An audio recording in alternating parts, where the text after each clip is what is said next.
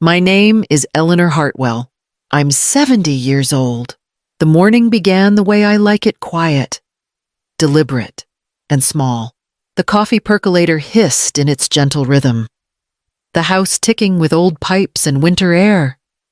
The kitchen window was fogged over, the kind that blurred the street outside into shapes and shadows.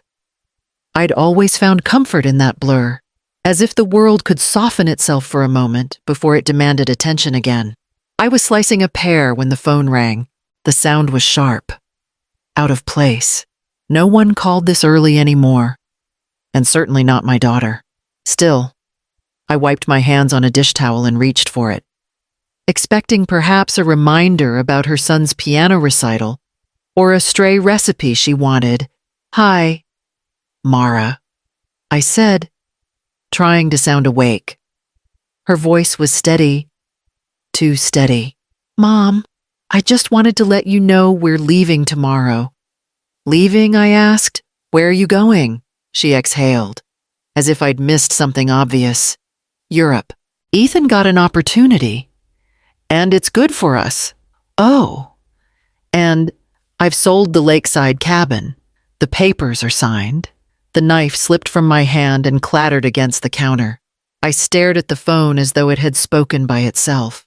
"My cabin," I said. The words felt too fragile to hold. "It's been sitting empty for years," she replied. Her tone was light, as if she were discussing an extra chair in the garage.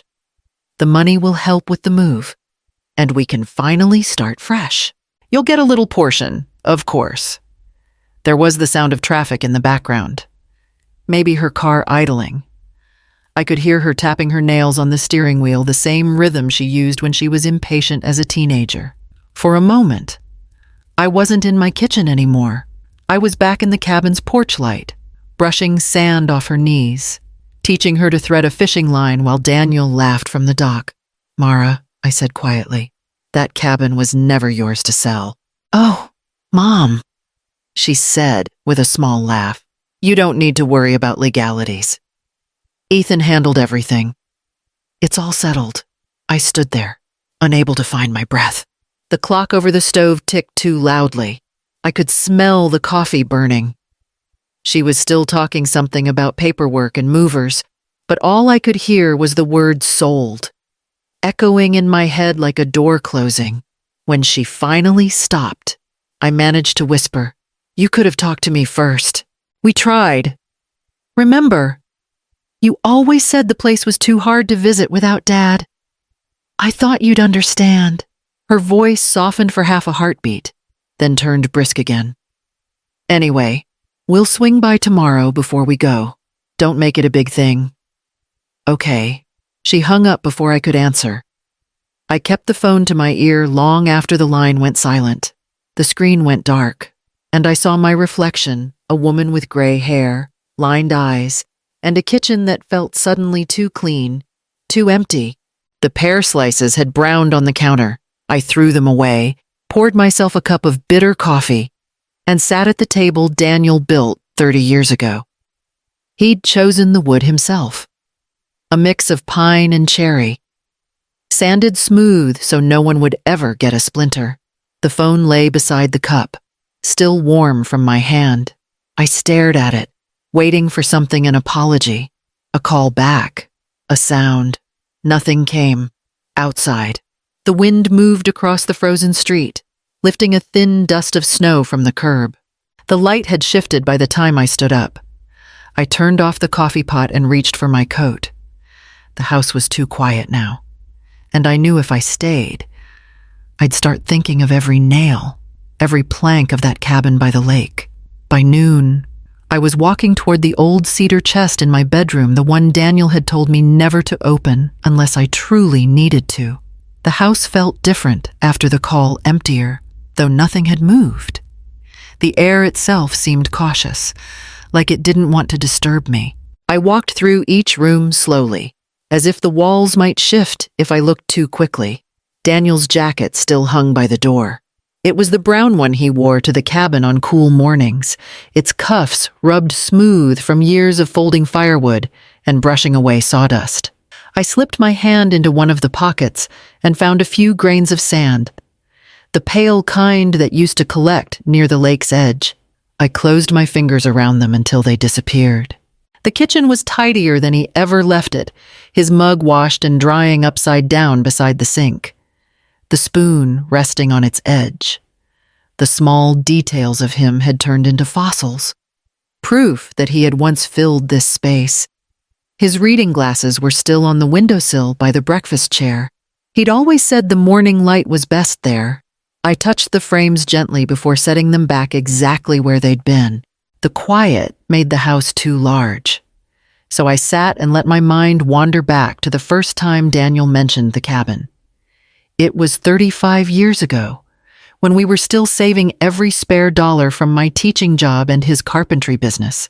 We'd been eating dinner at the diner off Highway 30, and he'd said, "One day, I'll build us a place near the water, somewhere we can grow old and still hear the wind."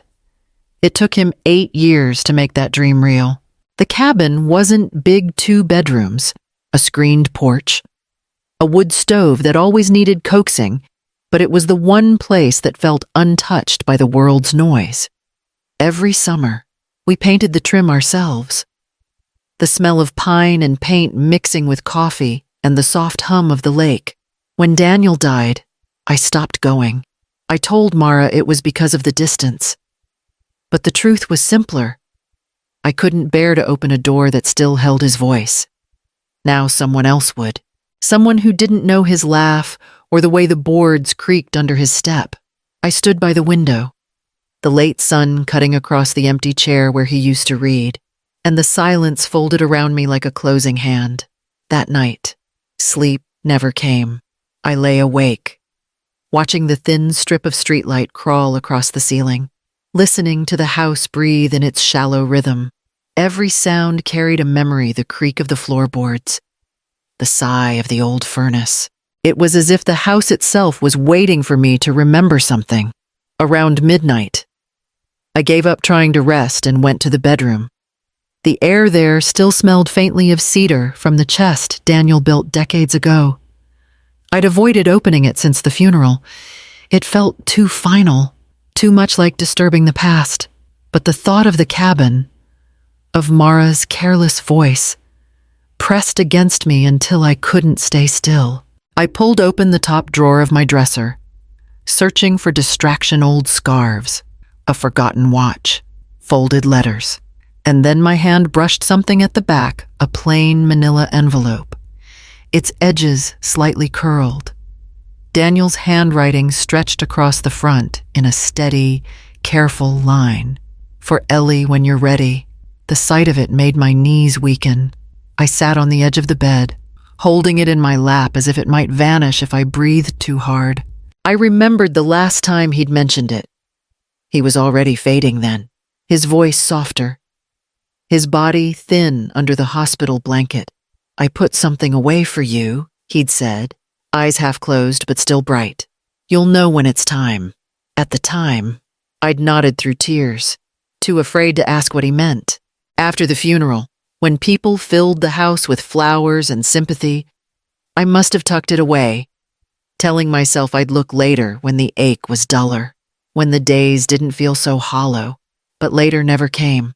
Now, the paper felt heavier than it should have, as though time itself had settled inside. My fingers hesitated at the seal. Part of me wanted to stop to put it back and pretend I hadn't seen it, but I couldn't. Not after Mara's call. Not after everything Daniel had built was reduced to a line on a phone screen. I slid a knife under the flap and opened it carefully. Inside were several documents, neatly folded, and a single envelope within an envelope labeled private. There was also a letter, written on the stationery Daniel used at his workshop. I unfolded it slowly, my eyes blurring as I read the first words. "Ellie, if you're reading this, it means I couldn't say everything I needed to in time. I didn't tell you everything about the cabin, or what I put aside. I wanted you to have peace first, to grieve without worry. But when the day comes, that peace feels like silence. This will give you something else, truth." I read it twice before setting it down. The papers beneath his note rustled softly, as if waiting. I could see numbers, property seals, official markings, but my vision wavered too much to focus. I pressed the letter to my chest. Somewhere in those pages was something he wanted me to find. Not money, not things, but the part of him that had been planning for my future long after his breath was gone. Outside, snow began to fall against the window, faint and soundless. I reached for the bedside lamp and turned it off, the letter still open in my hands. The room felt warmer than before, though the air hadn't changed at all. Morning arrived without warning. I hadn't realized I'd fallen asleep sitting up. The papers still scattered across the quilt. A pale ribbon of light slipped through the curtains, touching the edge of the manila envelope as though pointing me toward what I hadn't yet faced. I gathered the documents with careful hands. Some were yellowed, others crisp and newly stamped. Property deeds, business certificates, sealed folders marked with bank insignias. My name appeared again and again, Eleanor Hartwell. Sole owner. I spread them out across the bed like puzzle pieces. The first was a deed to the cabin. I knew that one instantly, the coordinates, the surveyor's signature, the small ink blot on the lower corner that Daniel always made when he used his fountain pen. But beneath it were others. A duplex on Elm Street, a parcel of farmland in the next county, a small apartment building in downtown Madison. The last one stopped me cold. It was the address where Mara and Ethan lived. For a long moment, I couldn't breathe. My eyes moved between the documents, then to the letter still folded in my lap. I unfolded it slowly, letting Daniel's handwriting fill the space between us again. Ellie, you always said I worried too much about the future. Maybe I did. But you know me, I've never been able to build just one thing. I save pieces, I plan, I fix. The cabin was never the only dream. I wanted to make sure that when the world tried to take something from you, you'd still have more than you knew. These deeds and accounts are in your name through the company I registered years ago. I didn't want to burden you with details while I was alive. You had enough to carry. But one day, you'll need to know what's yours, and maybe what isn't worth keeping. If our daughter ever forgets who she is, remind her who you are. I read the last line 3 times. The words landed somewhere deep, both a comfort and a command. Daniel had never been one for riddles. His meaning was plain enough. He knew Mara's ambition, the way she measured success by appearances, by the glitter of what others could see. He'd seen the drift long before I had. I laid the letter flat beside the deeds and stared at the handwriting until my vision blurred. There was no trace of anger in his words, only faith. Faith that I'd know what to do when the time came. A wind rose outside, rattling the window. I stood and went to draw the curtains, but my hands were trembling not from grief this time, but from something unfamiliar. It wasn't revenge, not even indignation. It was steadiness. For months, I'd been moving through my life like someone underwater, half alive, surviving on the memory of routine. Now, as I held Daniel's letter, the world sharpened around me again. The floor felt solid beneath my feet. The air smelled of cold and possibility. I sat at the small desk by the window, where Daniel used to balance our checkbook, and began to read the rest of the papers. The apartment building where Mara lived had been quietly purchased through a trust, Hartwell Properties, LLC. He'd kept every receipt, every lease, every note in meticulous order. Rent payments, mortgage statements, even handwritten reminders about tenants' birthdays. He had built this safety net while I was teaching school, thinking our only savings were his modest pension and the cabin itself. He'd hidden it behind simplicity, behind the image of an ordinary craftsman and his wife who lived within their means. I thought of Mara, then her voice, cold and efficient over the phone, telling me she had sold what wasn't hers. How small her world suddenly seemed, built on a lie she didn't even know she'd told. In the silence, I could almost hear Daniel's laugh, quiet, steady, amused. Not mocking. Never that. But the kind of laughter that comes from seeing further ahead than anyone else. I ran my fingers over the seal of the property deed to the cabin. Legally, it was still mine. Even if she'd tried to sell it, she hadn't the right. She might have moved the paperwork through some lawyer or buyer, but every brick of it, every inch of timber was still under my name. I thought of calling her, telling her what she'd done, letting the shock land where it belonged. But I didn't. Not yet. Daniel's words lingered. Remind her who you are. Not tell. Remind. That was something different. Something slower, quieter, stronger. I returned the papers to the envelope, except for the letter, which I kept on the nightstand. The sky outside was pale gray now, the kind that promised snow by evening.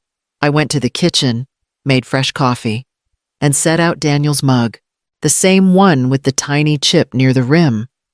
For the first time in months, I poured myself a cup, too.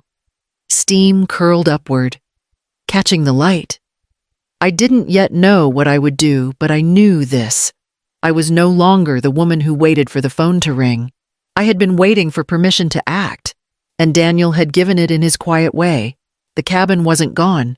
The life we built wasn't gone, and neither was I. I didn't call Mara the next day. I didn't call anyone. Madison was buried under fresh snow, the kind that softened the edges of everything and made even broken things look whole. I wrapped Daniel's wool scarf around my neck and stepped outside. The air was sharp enough to sting, but it felt clean, like it could strip away whatever had been clinging to me. The streets were quiet at that hour. Shop windows glowed faintly. Still waking, a man brushed snow from his car. A woman hurried her dog along the sidewalk. No one looked twice at me.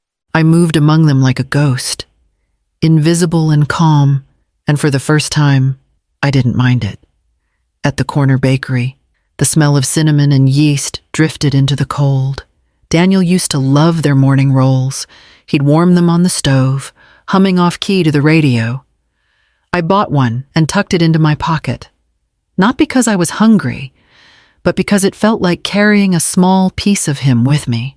I walked toward the lake, the same path we used to take when we needed to think. The trees were bare now, their branches black against the white sky. The frozen water stretched out in silence, the ice catching bits of sunlight like glass.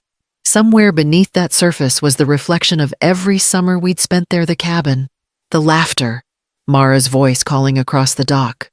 I stood there a long time, the cold seeping into my boots, and realized that the ache I felt wasn't rage anymore. It was something quieter. For days after the phone call, I had imagined shouting, demanding answers, showing her the papers that proved everything was still mine. But as I stood by that lake, the anger dissolved into something smaller, almost weightless. Daniel had known I would reach this point. He had written it in the spaces between his words. If our daughter ever forgets who she is, remind her who you are.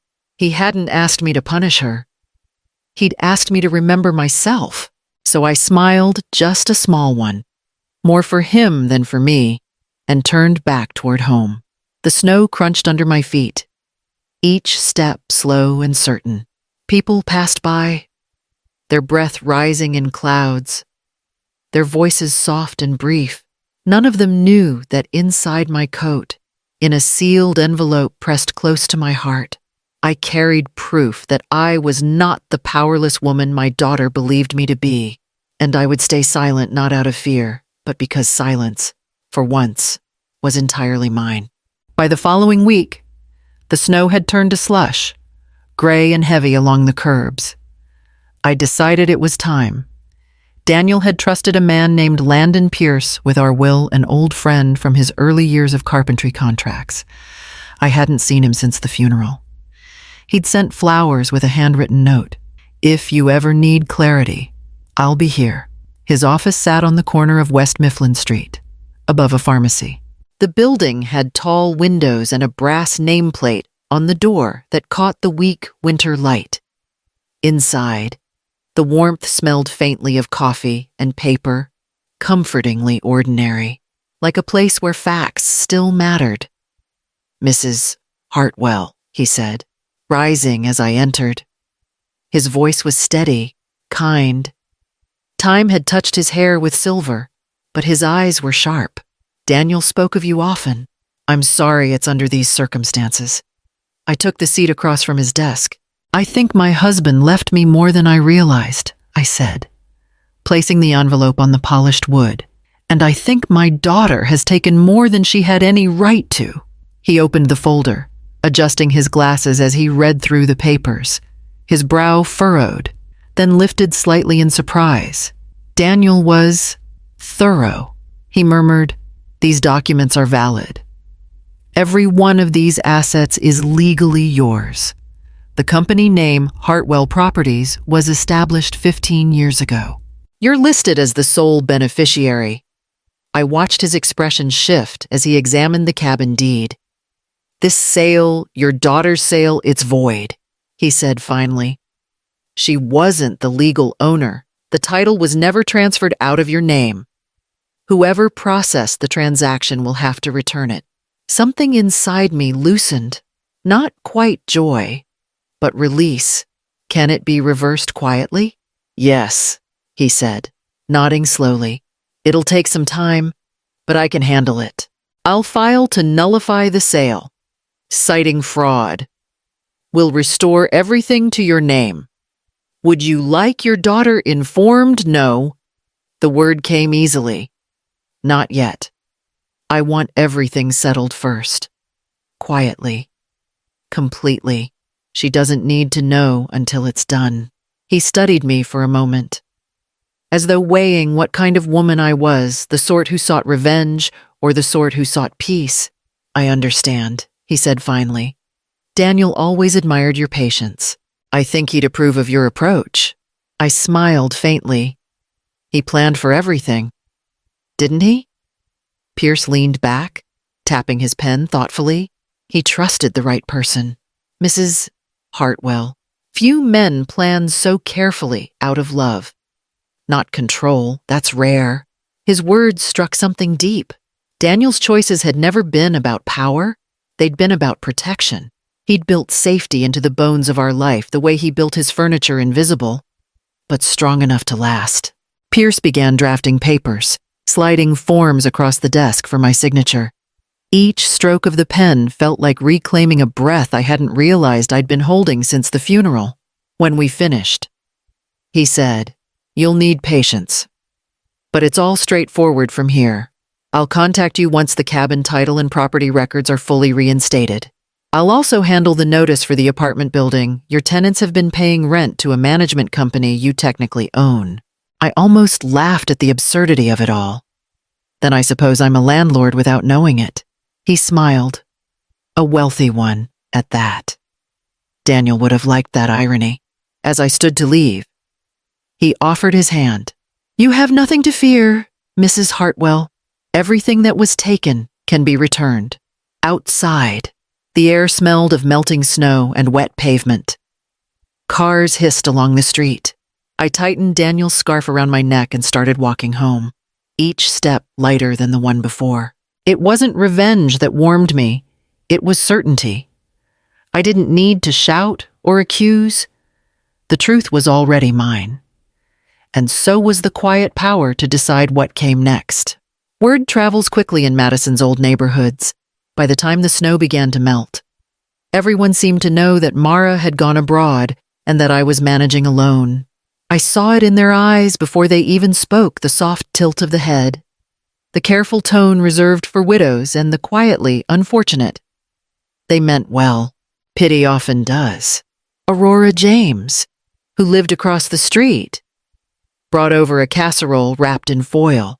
"You shouldn't have to cook for one," she said, setting it on my counter without asking if I wanted it. Her perfume filled the kitchen, sharp and floral. "I can't believe Mara left you right after the holidays." "You're so brave, Ellie. Just keeping on." I smiled and thanked her. I'd learned that the best way to keep your dignity is to let others believe they're giving it to you. Every few days, someone else would appear: Margaret from the church, Mrs. Collins from the grocery, even the mailman with an extra word of sympathy. They all had the same tone: gentle, mournful, certain that I was scraping by on sentiment and pension checks. They didn't see the legal envelopes arriving quietly in my mailbox, each one carrying the weight of something larger. They didn't see me at Mr. Pierce's office, signing papers worth more than most of them would ever earn in a lifetime. He'd handled the reversal perfectly. The fraudulent sale was voided, the title to the cabin restored, and the management transfer for the properties was nearly complete. Each signature felt less like an act of paperwork and more like stitching something back together, thread by thread, life by life. When I returned home after those meetings, I'd pass the same people who pitied me. They'd wave from porches, bundled in scarves, their smiles full of kindness and assumption. Sometimes I wanted to tell them the truth, that the house they pitied me for keeping was only one of many under my name now, that I could buy and sell half the block if I wished, but I never did. Silence had become a kind of armor, polished by their misunderstanding. As long as they thought I was fragile, no one would look closely enough to see how strong I'd become. One morning, Aurora caught me outside as I shoveled the driveway. "I heard the cabin sold," she said softly, as if speaking of a death. "It must be hard to lose a place like that." I rested on the shovel and nodded. "It was," I said, "but some things find their way back." She patted my arm, thinking I was just being poetic. "You're a remarkable woman, Ellie." When she walked away, I looked up at the sky, bright, clean, endless, and allowed myself a small smile. The truth was mine to hold, and it tasted better when kept in silence. That night, as I sat by the window with Daniel's letter folded beside my tea, I thought of all the people who saw only the surface of my life. They pitied the widow they believed I was, but pity, I realized, could be the best disguise of all. The snow had almost vanished by early March, leaving behind streets streaked with salt and patches of dull, matted grass. The world was thawing, though something inside me stayed cold. Mr. Pierce called one morning, his tone careful, professional, the way doctors speak when the news isn't easy. "Mrs. Hartwell," he began, "the cabin matter has been fully resolved. The buyers have been refunded without issue. They were quite understanding." "Refunded," I repeated, relieved, though the word sounded hollow. "That's good news." "Yes." "Though," he hesitated, and the silence stretched long enough for my stomach to tighten. "There's something you should know. During the transaction, your daughter provided statements claiming you were unwell, that you were suffering from cognitive decline and unable to manage your affairs. She presented that as the reason for the quick sale." The room went still. I could hear only the faint tick of the clock above the stove, each second heavier than the last. "Unwell," I said quietly. "She told them I was sick." "Yes. It appears she implied you were confused." The buyers didn't question it. They thought they were helping. It was likely how she justified the reduced price. My hand found the edge of the table. The wood felt cold and solid. Something real to hold on to. "I see," I whispered. He waited, perhaps expecting me to cry or curse, but there was nothing left to say. I thanked him, told him I appreciated his discretion, and ended the call. Afterward, I sat at the kitchen table for a long time, the same table where Daniel used to read the morning paper, his coffee steaming beside him. I tried to imagine Mara's face as she told that story, the practiced sorrow, the tilt of her head, the lie wrapped in concern. For months, I had believed the worst thing she'd done was sell what wasn't hers. But this was something different. It wasn't theft. It was erasure. To tell strangers I was sick, incapable. Gone in mind, she hadn't just taken my property, she had taken my identity. I stood slowly, every movement deliberate. My reflection in the window startled me. I hadn't realized how straight my posture had become. The woman in the glass looked nothing like the confused mother in her story. I opened the drawer beside the sink and found Daniel's glasses still resting there. I set them on the table and sat again, needing to talk to him even if he couldn't answer. "You'd have known what to say," I murmured. "You always did." The wind pressed against the window, whistling faintly. Outside, Aurora was walking her dog, bundled in her usual bright red coat. She waved when she saw me. I managed a small smile and waved back, as if everything were normal. Inside, my chest burned not with rage, but with something slower, heavier.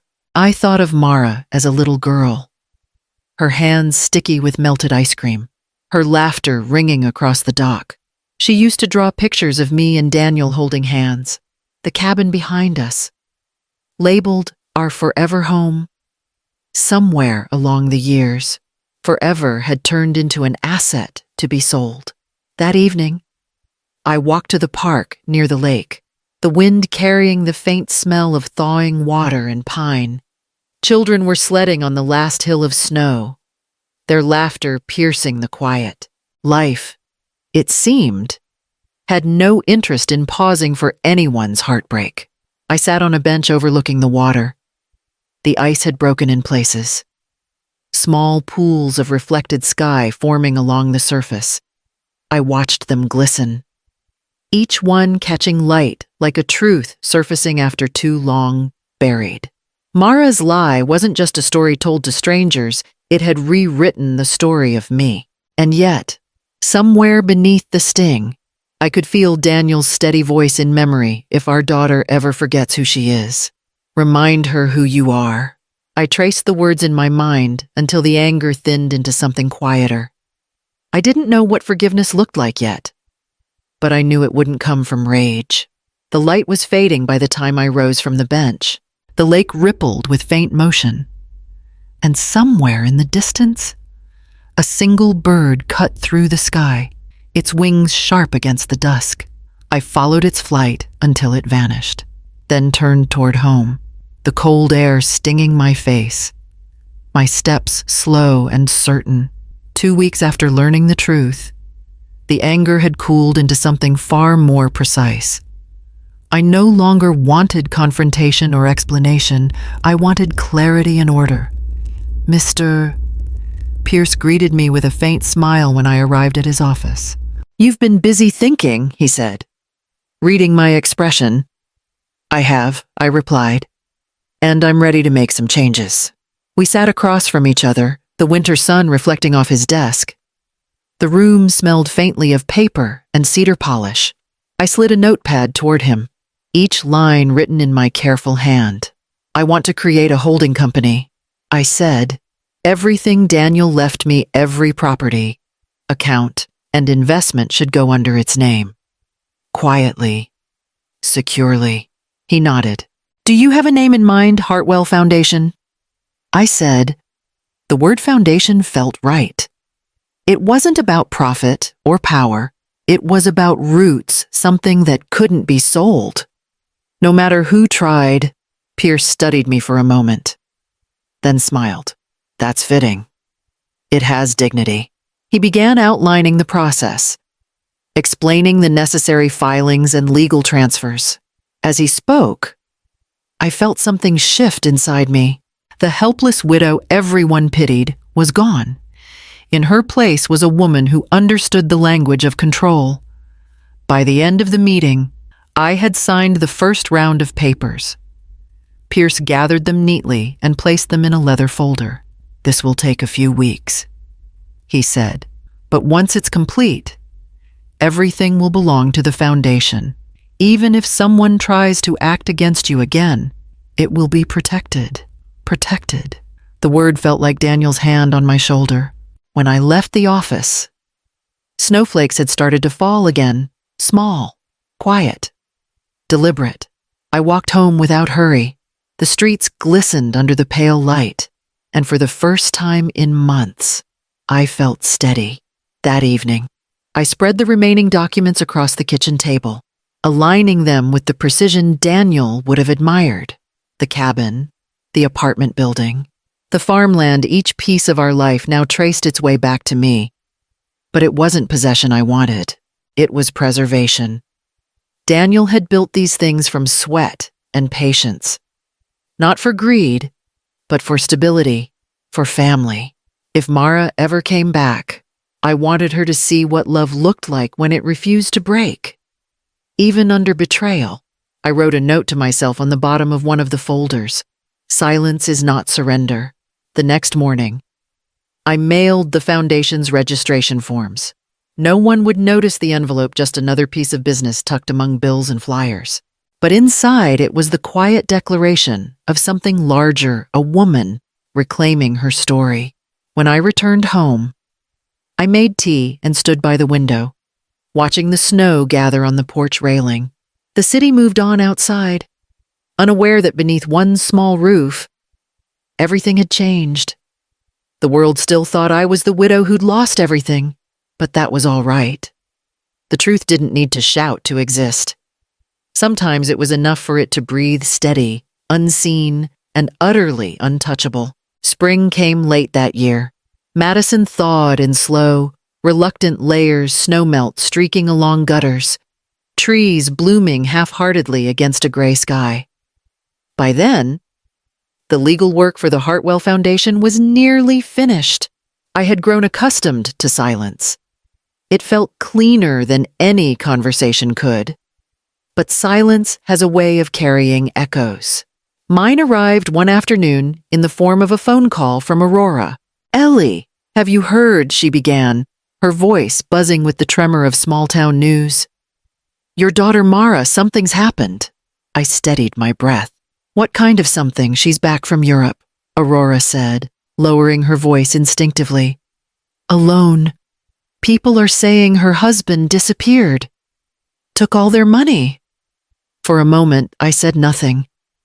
I watched the steam rise from the kettle, curling like smoke.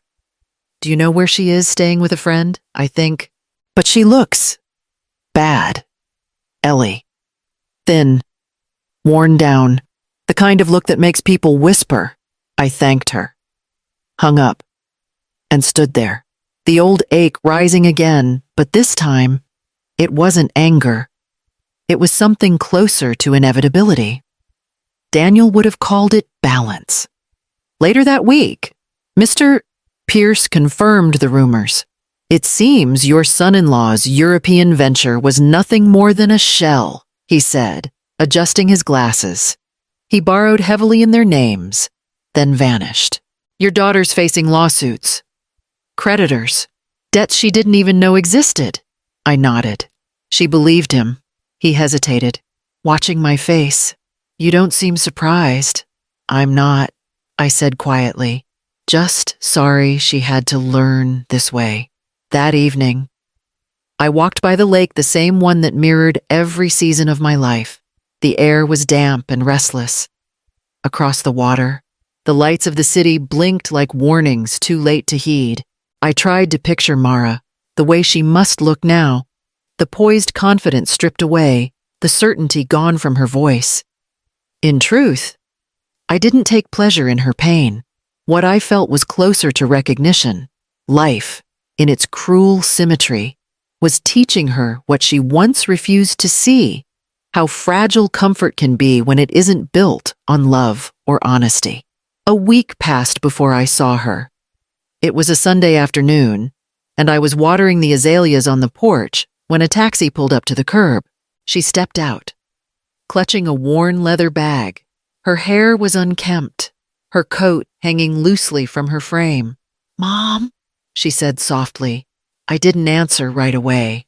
For a moment, we simply looked at each other, the silence between us filled with years of distance and the echo of all the things we'd both refused to say. "Can I come in?" she asked finally. I stepped aside. She entered the house cautiously, her eyes tracing the walls as if measuring how much of her old life remained. The same pictures still hung in the hallway. Though time had faded them slightly, Daniel's smile looked younger there, untouched by everything that followed. We sat at the kitchen table. She stared at her hands, twisting the ring she still wore. "Ethan's gone," she said at last. "He took everything. Our accounts, my savings, the equity from the apartment. He left me with nothing." Her voice cracked on the last word, not from tears but exhaustion. "I'm sorry," I said quietly. "That must hurt." "It's more than that." She laughed bitterly. "It's humiliating. Everyone knows. The people we did business with, the ones we entertained, they all think I was part of his schemes. I can't even get a job without someone bringing it up. My friends stopped answering my calls." I poured her tea and pushed the cup toward her. "Drink. You need warmth." She held the cup, but her hands shook. "You warned me once," she whispered. "You said Ethan's charm wouldn't keep us safe forever." I didn't listen. "I thought you were being small." I looked at her then, really looked. Beneath the wreckage of pride, there was a flicker of the girl who once ran barefoot along the cabin dock, laughing at dragonflies. That innocence had been buried under years of vanity and noise. But it wasn't gone entirely. I made mistakes too. I said softly, "Silence can be as cruel as words. I should have spoken sooner." She blinked, surprised by the gentleness in my tone. "You're not angry," I was, I admitted. "But anger has a short life. It burns out. What's left is what you do after." Mara looked down, tears spilling freely now. "I don't know where to start. I don't even know who to be anymore." I reached across the table and rested my hand on hers. Her skin was cold, her fingers trembling. "Then start by being honest with yourself first. Everything else can follow." She nodded, silent but grateful. The house filled with the low hum of the kettle, the faint creak of the floorboards above us. Outside, the wind picked up again, brushing against the window panes. The same wind that once swept across the lake and carried our laughter now moved between us quietly, like an old witness. Mara sipped her tea, eyes red but calm. She didn't know it yet, but the world had already begun reshaping her. And though she believed she'd come home broken, I saw something else entirely, the beginning of humility, the only thing strong enough to rebuild a life. It was nearly dusk when the knock came. I had just finished washing the dinner dishes, the quiet rhythm of the sink filling the kitchen. Outside, the wind was soft but restless, carrying the scent of rain and the faraway hum of the city settling into evening. At first, I thought it was the delivery boy or Aurora stopping by again with another casserole.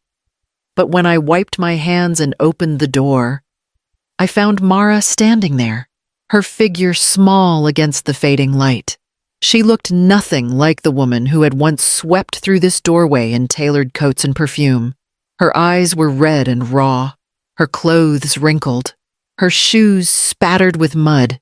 The sight of her undid something in me, though I couldn't tell if it was pity or memory. "Mom?" she said, her voice breaking on the word. "Can I stay a few days?" The porch light flickered, casting her shadow long across the floorboards. I watched her clutch the strap of her worn leather bag, knuckles pale, as if she were holding on to the last thing that still belonged to her. I opened the door wider. "You already are," I said. For a moment, she didn't move. Then she stepped inside, her breath trembling. I could smell the faint trace of rain on her coat and something else beneath it.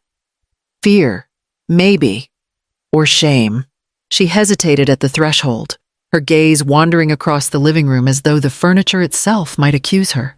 "Everything looks the same," she whispered. "Not everything," I said softly. She lowered her bag by the couch and sank into the armchair Daniel used to favor. I poured tea, the small rituals steadying me.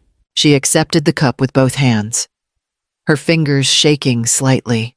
I didn't know where else to go, she said, staring into the tea's steam. The friends I had, they all vanished when the money did. It's like I don't exist anymore. I leaned against the counter, watching her. You still exist. Mara? You just ran out of people who mistook you for someone else. She looked up then, her eyes full of something fragile guilt, recognition, maybe both. I don't deserve to be here. Maybe not, I said. And her face flinched at the honesty. I set down my cup and crossed the room, taking the seat across from her. But this house isn't about deserving. It's about surviving what's left. She nodded, eyes shining. I'll find a job soon, she murmured. I'll pay you back. Somehow. There's no debt between us.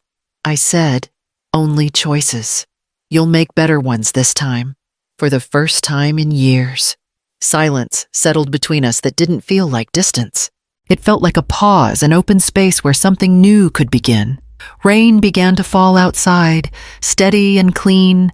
Mara leaned back, closing her eyes, exhaustion softening her face. I watched her breathe, the rise and fall of someone who had finally stopped running. I stood and covered her with the old quilt from the couch, the one Daniel used to pull around us on cold nights. She stirred but didn't wake. I turned off the lights, leaving only the lamp in the corner glowing faintly against the rain. For the first time, the house didn't feel empty. It felt alive again, quiet, imperfect, but alive. Living with Mara again was like learning to breathe differently, slow, cautious, careful not to disturb the air between us.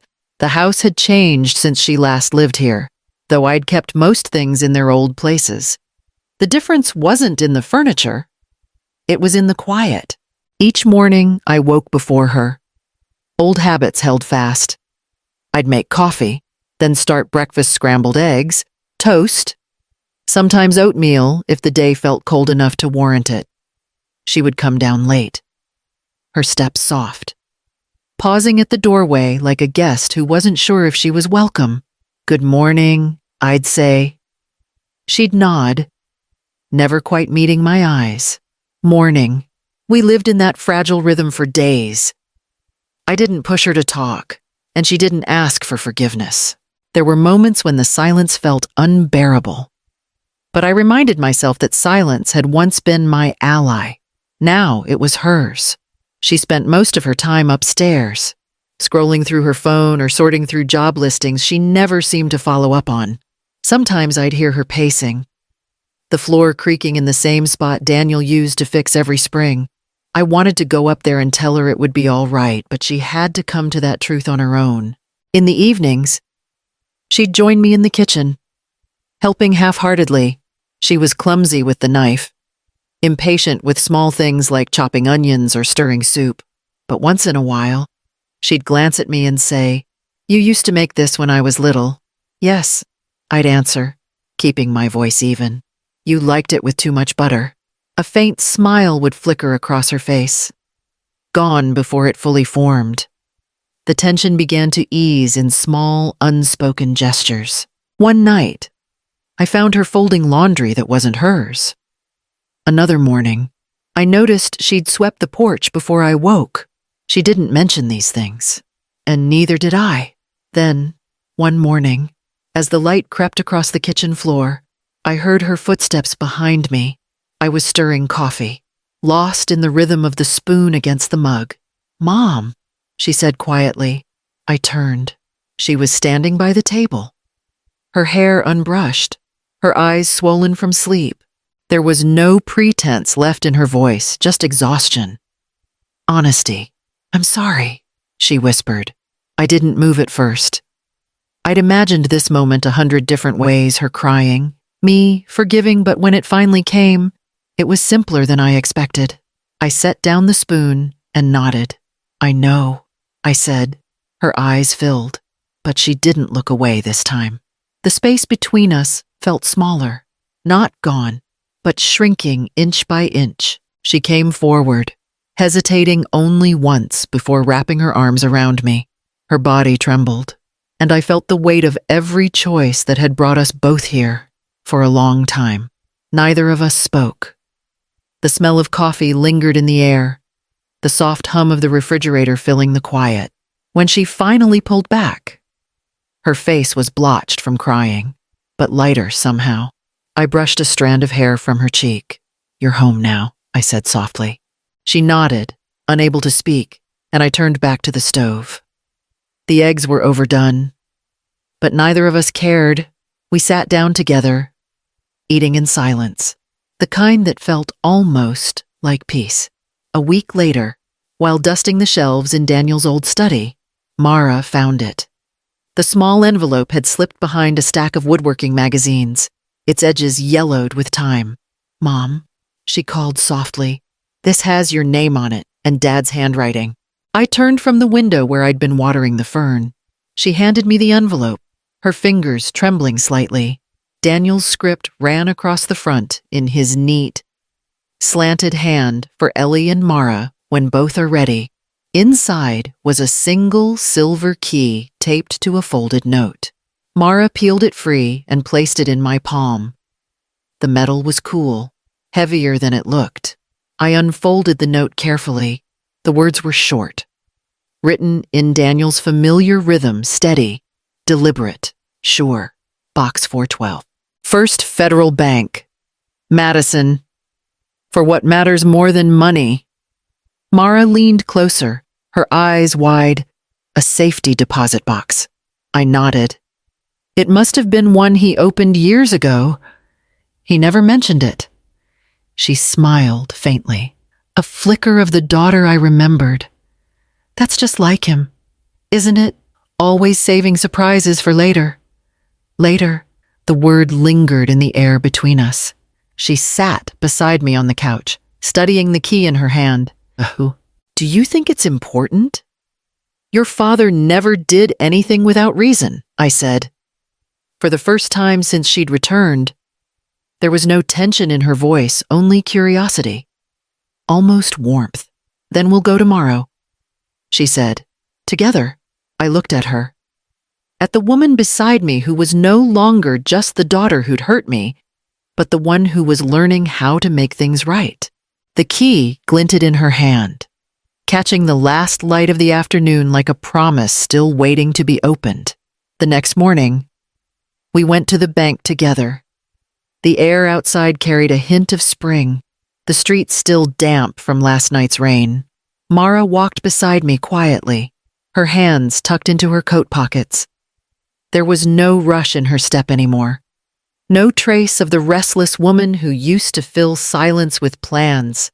Inside the marble lobby, a clerk escorted us to the vault room. The place smelled faintly of metal and polished stone. When she left us alone with the small box, Mara exhaled slowly, almost afraid to touch it. I turned the key. The lock clicked with a sound that felt older than both of us. Inside were 2 velvet pouches, a folded piece of paper, and a photograph of Daniel and me standing by the lake, younger, wind-blown, smiling like we believed time was endless. Mara reached for the pouches. From one, she poured out a cascade of soft, light pearls. Gold, small diamonds set in delicate filigree. From the other came a pocket watch with Daniel's initials engraved on the back. "Mom," she whispered, "these could be worth a fortune." I unfolded the paper. Daniel's handwriting filled the page. "Steady as always, Ellie. These are family heirlooms, passed through hands that understood love not as possession, but as promise. Use them only when they teach you something about love. If they can't, keep them closed." Mara read over my shoulder. "He must have known I'd find this too," she murmured. I nodded. "He always thought ahead." She ran her thumb along a necklace of small sapphires. "I could sell these, Mom. Pay off the debts. Start over." Her voice trembled with sincerity. Not greed. Still, I felt Daniel's words stir in me like an echo. Use them only when they teach you something about love. I studied her face, the effort, the hope, the fragile guilt trying to turn itself into purpose. Let's wait, I said gently. Some lessons take longer to reveal what they're worth. She lowered her eyes and placed the jewelry back into the pouch. The pearls slipped through her fingers like drops of light, returning to their quiet place. When we left the vault, the sunlight outside felt warmer, softer. Mara walked beside me in silence, and for the first time, our steps matched. Mara found the job through a notice pinned to the grocery store board: evening cleaning shifts, Madison Public Library, reliable applicants only. She showed me the paper one afternoon, her voice quiet but steady. It's not much, she said, but it's something. I nodded. Something is how most good things begin.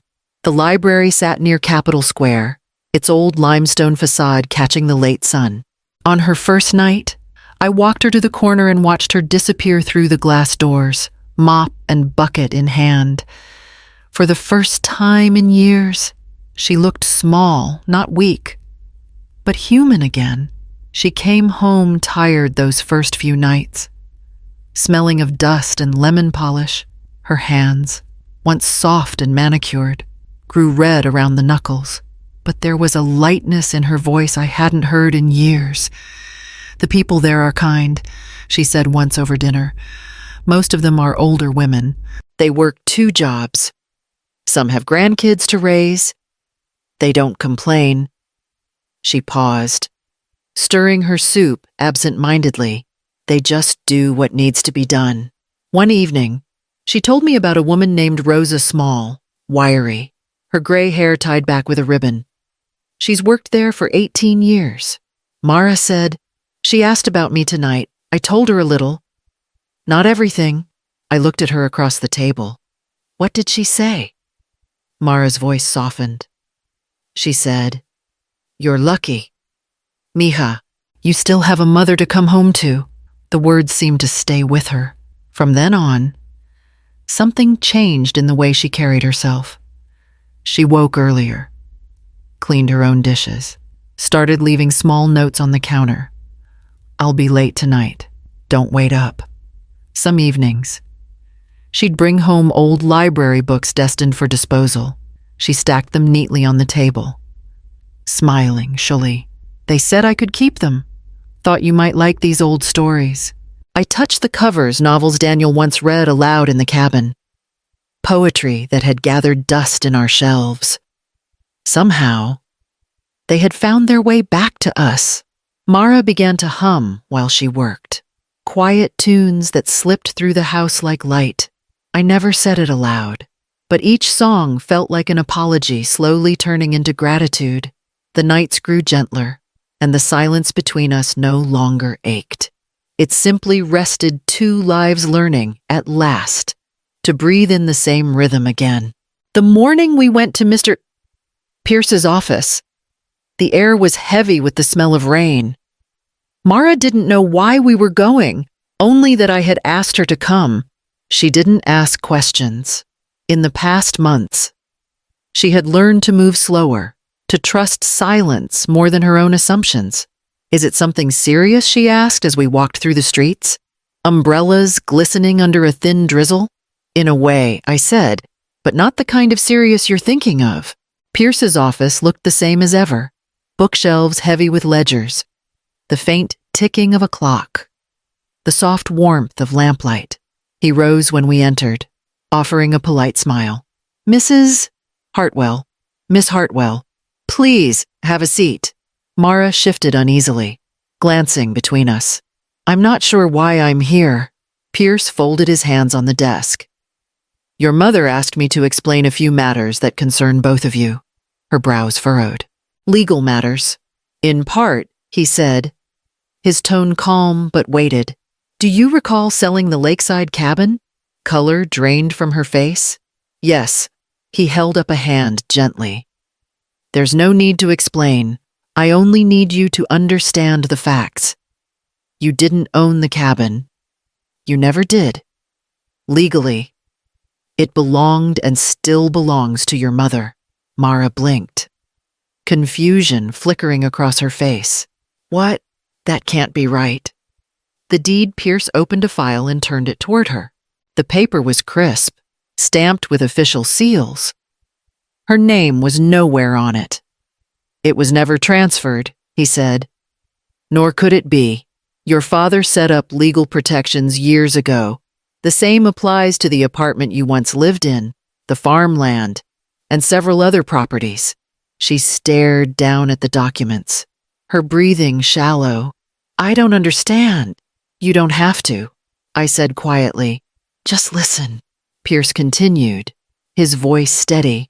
After Daniel passed, he left everything under the ownership of a company he created, Hartwell Properties. Recently, your mother restructured it into a foundation. Mara turned to me, her eyes wide. A foundation? Yes, I said, the Hartwell Foundation. It holds everything your father built, and now, everything I've protected. She sat back, her lips parting, but no words forming. Pierce went on gently. When the cabin sale was declared invalid, your mother didn't pursue damages or press charges. She simply reclaimed what was already hers, quietly. Mara's voice cracked. You mean all this time you knew I met her gaze? Yes, and you didn't say anything. You just let me fall, I finished for her. Yes, her breath caught, the first tear slipping down her cheek. Why, Mom, why would you let me go through all that? I thought you hated me. Pierce rose discreetly and left the room, closing the door behind him. I waited until the sound of his footsteps faded before I spoke. I didn't let you suffer to punish you, I said. I let you suffer to teach you strength. The kind of strength you can't buy or charm your way into. The kind that lasts when everything else collapses. She shook her head, crying openly now. But I lied. I sold your home. I told people you were sick. And I forgave you the moment you did. I said, not because you deserved it, but because I refuse to let your choices decide who I am. Mara pressed her hands over her face, sobbing quietly. I let her. Tears were part of her rebuilding water, softening what had grown too hard. When she looked up again, her voice was small. All this time, I thought you wanted revenge. Revenge is noisy, I said softly, and I've had enough noise in my life. Her eyes fell on the papers again. So the foundation, it's all in your name, ours, I said. It'll be yours too, someday, but only when you understand what it means to protect something, not just own it. She nodded slowly, trying to steady her breath. I don't deserve that. Maybe not yet, I said.